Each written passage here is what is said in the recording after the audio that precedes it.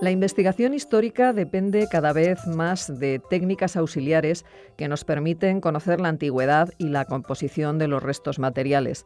En el terreno de la historia del arte nos encontramos con la petrografía, que analiza la composición de las piedras usadas en las esculturas y en los edificios antiguos.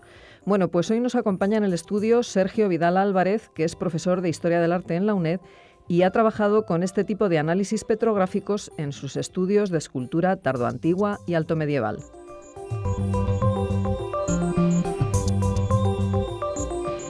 Sergio, muy buenos días y bienvenido a Sin Distancias. Buenos días, muchas gracias. Bueno, al estudiar la escultura de épocas antigua y medieval, la primera apreciación, antes que el estilo o el valor artístico de cada pieza, es el material en el que está realizada. El término latino para llamar a estos materiales es mármol, que no debemos confundir con mármol, ¿no?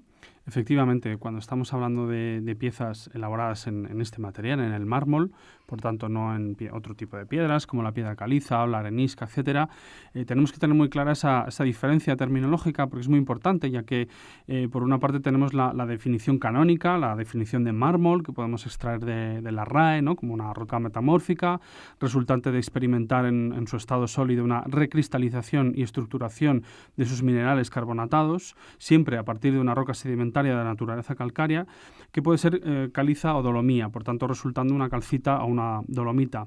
Pero al margen de esta definición canónica, como digo, de la RAE, de lo que entendemos en castellano actual como mármol, tenemos que tener en cuenta el término latino mármor, como bien has dicho, el plural sería el mármora, en la cual tenemos que entender como toda piedra dura susceptible de, tras ser pulimentada, por lo tanto ya obteniendo un resultado estético tras ese trabajo, hace susceptible que esa definición se amplíe a muchos otros tipos de piedras duras. Y por tanto el término latino mármol incluye, además de los mármoles propiamente dichos, que todos sabemos lo que son, tenemos que tener en cuenta también los granitos, algunas calizas duras, los pórfidos, algunos tipos de pizarras y también los alabastros.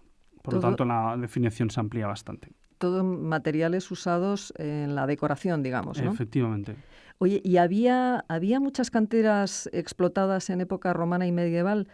¿Qué mármora eran los más apreciados en esa época? Pues efectivamente se conoce cada vez mejor, pero ya desde, sobre todo de diversos estudios, múltiples también sondeos, etcétera, a lo largo del siglo XX sobre todo, se han podido redescubrir muchas canteras de las cuales solo conocíamos su existencia por las fuentes escritas. Es decir, algunas, como todos conocemos, por ejemplo, Carrara, ¿no? Todo el mundo sabe, pues Carrara siempre se ha sabido dónde ha estado Carrara, pero claro, muchos otros materiales muy importantes, muy utilizados, tanto en la antigüedad como en la Edad Media, pues se perdió la pista. No sabíamos de dónde procedían los materiales. Pues bien, como decía, gracias a estas investigaciones a lo largo del siglo XX se han podido ir localizando. Por tanto, hemos podido colocar puntos en el mapa y hacernos una idea mucho más real, mucho más efectiva de cuáles eran los lugares de verdad de explotación principales de estas piedras duras mármora.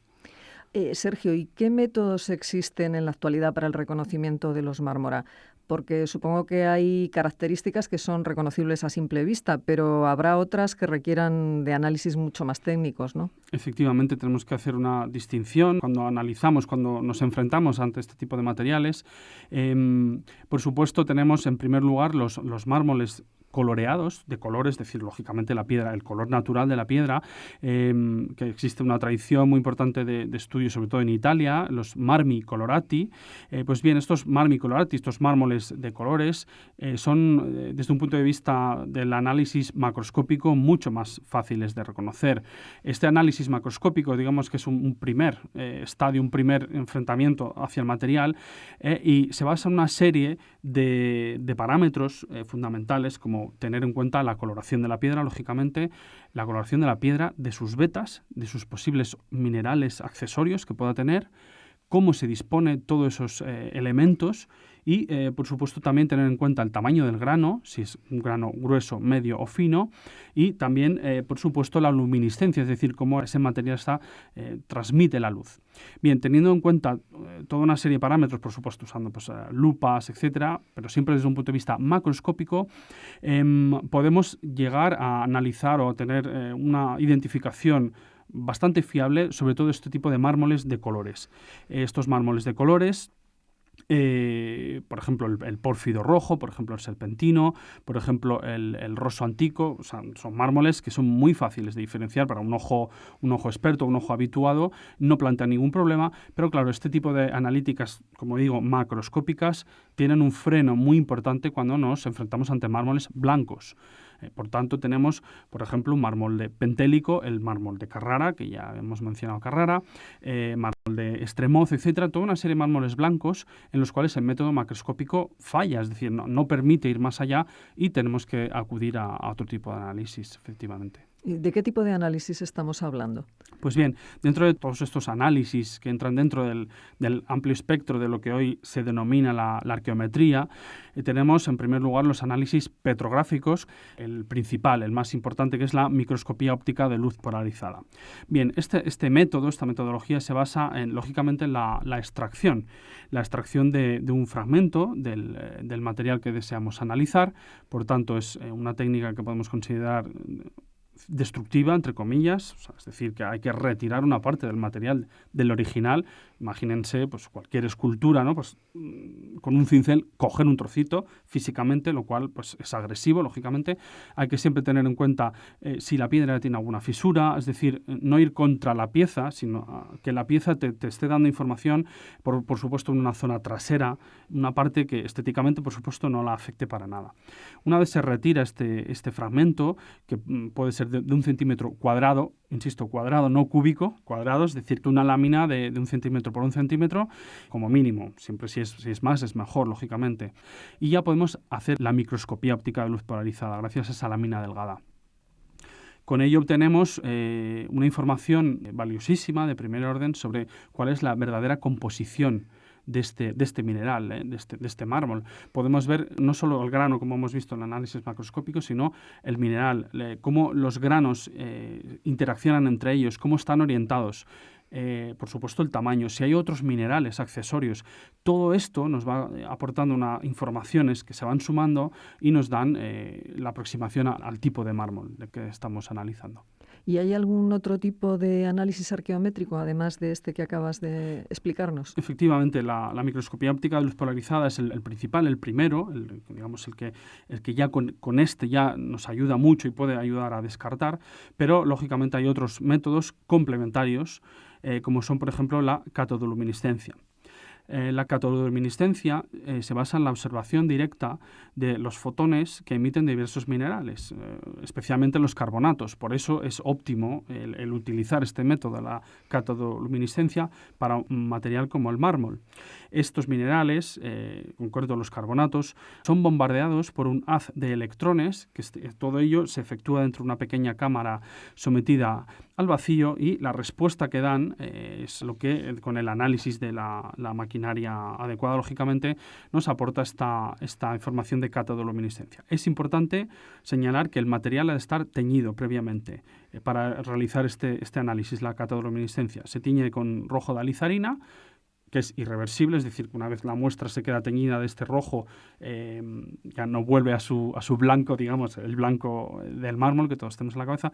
Por tanto, la muestra, lo que se aprovecha es la misma lámina delgada que hemos utilizado para la técnica anterior, se tiñe únicamente la mitad. Y entonces así la misma muestra sirve para los dos tipos de análisis.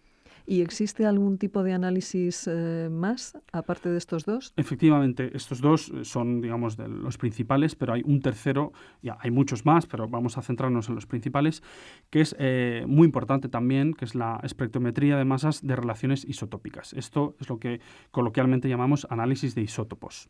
Esta técnica es todavía más destructiva que las anteriores, ya que la muestra queda pulverizada, queda así como antes hemos hablado de una lámina delgada, que parcialmente teñida de rojo de alizarina se conserva, esa muestra se preserva en una litoteca y por lo tanto puede volver a ser consultada posteriormente.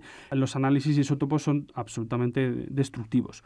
La espectrometría de masas permite analizar con una gran precisión la composición de los diferentes elementos químicos e isotópicos del material, en este caso de los mármoles. Se basa en los parámetros proporcionados por una serie de isótopos estables y especialmente en el carbono 13 y el oxígeno 18. Me imagino que según lo que estemos buscando se usará un método u otro, ¿no? Pues bien, en realidad lo óptimo es combinar estas técnicas. Es decir, si con la lámina delgada y la microscopía óptica tenemos suficiente, es decir, hemos conseguido identificar perfectamente el mármol, pues nos podemos dar por satisfechos y ya está. La catodoluminescencia puede reforzar esas conclusiones, pero siempre es mejor o es óptimo reforzarla con otros métodos de análisis y combinar esos resultados para afinar en la identificación. Sergio, antes hablábamos de las diferentes canteras que se explotaron en época romana y medieval. ¿Con estas técnicas podéis averiguar de qué cantera procede una pieza determinada? Y, en el fondo, ¿qué utilidad tiene todo esto? En fin, en algunas ocasiones parece obvio, evidente, ¿no? Decir, bueno, por ejemplo, si estamos hablando de la Catedral de Burgos, pongamos pues que la piedra, la caliza en este caso de la Catedral de Burgos, procede de Ontoria de la Cantera, que está muy cerquita de la propia Burgos. Pero claro, no sucede lo mismo cuando estamos analizando, por ejemplo, algún sarcófago, que son piezas medianas, pequeñas, que han viajado, se han movido, no están en su lugar de origen, donde fueron creadas. Cuando esto se multiplica, el panorama se va complicando. Entonces, tenemos que reconocer perfectamente, por ejemplo, tanto en el mundo antiguo como en el mundo medieval, si una pieza viene de Italia o viene de Francia, o por el contrario está realizada en la península ibérica. Por supuesto, los análisis iconográficos, estilísticos, son fundamentales. Yo, como historiador del arte, los defiendo, lógicamente, no voy a echar piedras sobre mi tejado, pero tenemos que tener en cuenta que llegan hasta donde llegan. Y precisamente la combinación de esos resultados, de esos análisis, de esos estudios, combinados con las analíticas, en este caso del material, pues nos da unas conclusiones que pueden reafirmar lo que ya podíamos sospechar o saber, pero en otras ocasiones pueden dar grandes sorpresas. Entonces, piezas que, por ejemplo, en un caso ya muy concreto, que hemos ya realizado todo este tipo de análisis, que es el sarcófago de Itacio, que está en la Catedral de Oviedo, esta pieza conocida ya desde hace mucho tiempo, siglos, pues bien, se había dicho en algún momento que procedía de Francia, ¿no? Que eran de unos talleres de Aquitania, porque estos talleres de Aquitania en los siglos V y VI después de Cristo, pues realizan muchas piezas, en todo el sur de Francia, los Pirineos hay muchas iglesias, etcétera, hay muchas piezas de este tipo, y que el sarcófago de Itacio, que está, como decía, en Oviedo, pues que era una más de estas. Pues bien, gracias a los análisis hemos confirmado que esta pieza está hecha en mármol de la península ibérica, en este caso de Estremoz. Por lo tanto, ya estamos hablando de Portugal, cerca de la zona de Mérida, de Badajoz, y por tanto es muy difícil que en este caso los talleres de Aquitania estuvieran trabajando con esa piedra. Y por tanto confirmamos, como también habíamos sospechado, que la pieza es realizada en la península ibérica y no en la Galia, en Francia en este caso. Bueno, pues ya vemos cómo las nuevas tecnologías vienen en ayuda de la arqueología y de la historia del arte. Sergio Vidal Álvarez, profesor de Historia del Arte en la UNED, muchísimas gracias por habernos acompañado esta mañana en Sin Distancias. Muchas gracias a vosotros. Hasta luego.